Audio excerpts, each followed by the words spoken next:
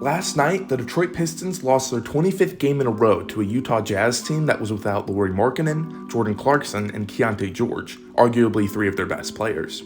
Losing is expected from a team as young as the Pistons, but being 4 games away from breaking the record for most consecutive losses by an NBA team is definitely not okay. So today, we're going to go over why the Pistons have been struggling so much and what the next moves are. But before we get into it, go ahead and like this video and subscribe for more NBA videos just like this one. So without further ado, let's get started. The main problems with this Pistons team are coaching and overall incohesion. The Pistons are a team with a lot of young stars full of potential. Detroit general manager Troy Weaver drafted all of these players and saw the potential in front of him. So he fired head coach Dwayne Casey, who is known for his development of young stars, and hired Monty Williams, a coach who only found success with the team led by superstar Devin Booker and generational point guard Chris Paul to a 10-year, $70 million deal. Nevertheless, there was optimism in Detroit, as Cade Cunningham looked great on the Team USA Select team in the summer, and we were finally going to see this team at full strength. And through the first 3 games of the season, this team looked great, especially Jalen Duren and Cunningham. But since October, the Pistons have not won a single basketball game, Jalen Duren has been injured on and off for the majority of the season, Cunningham has been turning the ball over way too much, and the team has been completely out of sync. In these situations, it's easy to blame the head coach over anybody because you don't want to say that the 21-year-old who was projected to save your franchise 3 years ago has been underwhelming. But in this case, I'd put a lot of Detroit's woes on Monty Williams, who has been inconsistent with his rotations and player development. At the beginning of the season, Williams benched the 5th overall pick from the 2022 draft, Jaden Ivey, in favor of Killian Hayes, the 7th overall pick in the 2020 draft, who has shown no sign of an offensive game since his arrival in the league. And while I can somewhat agree with his decision to do this, it was a glaringly bad sign when Williams didn't even have a discussion with Ivey, who started almost every game last season, on whether or not he would be benched. Since then, 10 different players have been in the starting lineup, and 12 guys are currently averaging over 15 minutes a game played. And let me just tell you straight up, this is not a team that has the depth to be playing 12 guys real rotational minutes.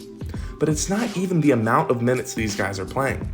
It's also who he's giving the minutes to.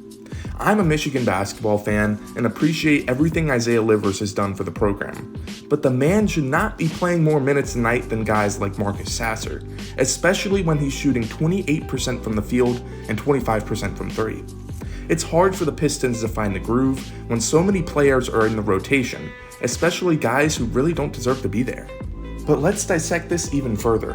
In the current day starting lineup, considering the injuries to Killian Hayes and Jalen Duren, you have Cade Cunningham and Jaden Ivey, 2 ball-dominant guards who aren't great defenders, 34-year-old Bojan Bogdanovic, who brings 3-point shooting on offense but nothing on defense, Marvin Bagley, who grabbed 5 rebounds last night in 31 minutes as a 6'11" big man, and Isaiah Stewart, who is the literal embodiment of an enforcer.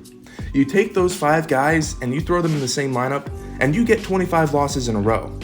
On offense, these guys have no purpose. Cunningham and Ivey need the ball in their hands, so when one of the two has the ball, the other just kind of sits around.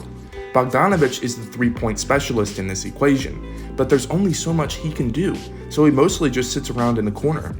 Marvin Bagley has no offensive game outside of 12 feet from the rim, so he's just sitting on the block, and Isaiah Stewart is not a guy you run plays for on offense.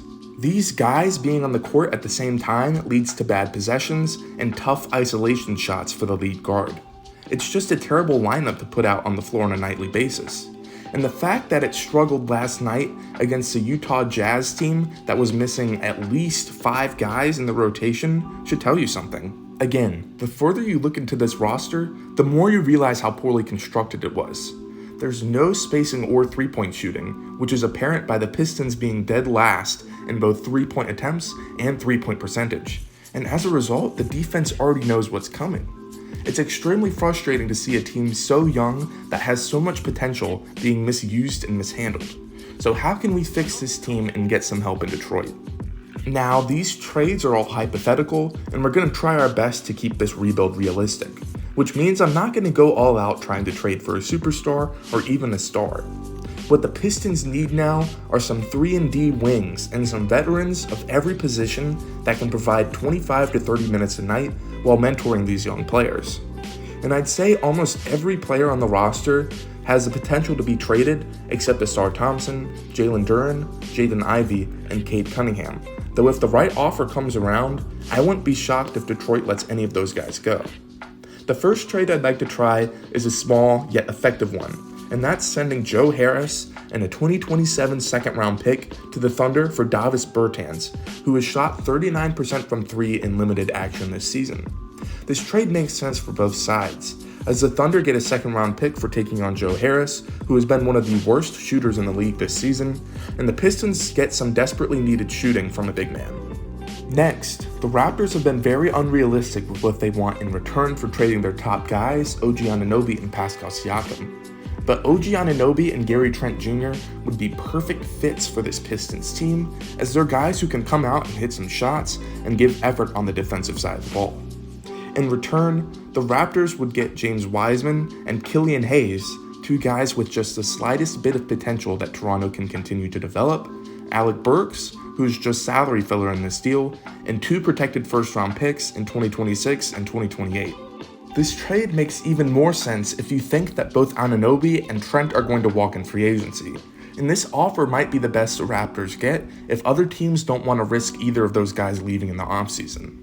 With this deal, Detroit can give both guys long-term deals and have them operate as third or fourth options in this offense, while allowing the Pistons' young pieces to develop, and Toronto can hit a mini reset button by accumulating some draft capital and young pieces with potential. And while the other two trades are at least semi-realistic, we're going to go all out on this last trade, and that's giving Bojan Bogdanovic to the Warriors for Draymond Green. I know, it's extremely unrealistic that the Warriors, specifically Steph Curry, would let go of Draymond, who is one of the core pieces in this mini dynasty. But I'm not sure if you've heard this, but Draymond is a loose cannon and is having serious issues on the court with assaulting other players. Crazy, right? Giving Draymond a fresh start, especially in his home state of Michigan, could help him ease into the role of mentor, helping guys like Ausar Thompson become that defensive anchor that they have the potential to be, while hopefully leaving out all those lessons about playing dirty. Meanwhile, the Warriors can get a 40% three-point shooter and capitalize on the final years of Steph Curry's prime. This trade will probably never happen because it seems like Draymond is going to be a Warrior for life, but in this hypothetical scenario, I'm going to say that the Warriors put the team's interest first and trade for Bojan Bogdanovic. After all these trades, this is what the starting lineup would look like. At the starting point guard, we have Cade Cunningham. At the 2 and 3, we have former Toronto Raptors Gary Trent Jr. and OG Anunoby. At the power forward, we have our defensive specialist Draymond Green, and at center, we have the 20-year-old standout Jalen Duren. Off the bench, Jaden Ivey will be leading the second unit alongside Killian Hayes, Ausar Thompson, Davis Bertans, and Isaiah Stewart. This lineup still isn't perfect, but it's so much better than the one the Pistons are rolling out today. And even if the Pistons continue to struggle, they can make more trades or continue to draft in the lottery and hope that their players pan out. But what do you think the Pistons should do? Comment below your thoughts on this current Pistons team and how they can fix their team at the trade deadline. And don't forget to subscribe if you want to see more NBA videos just like this one. I'm Julian with TalkBackSports, and I'll see you next time.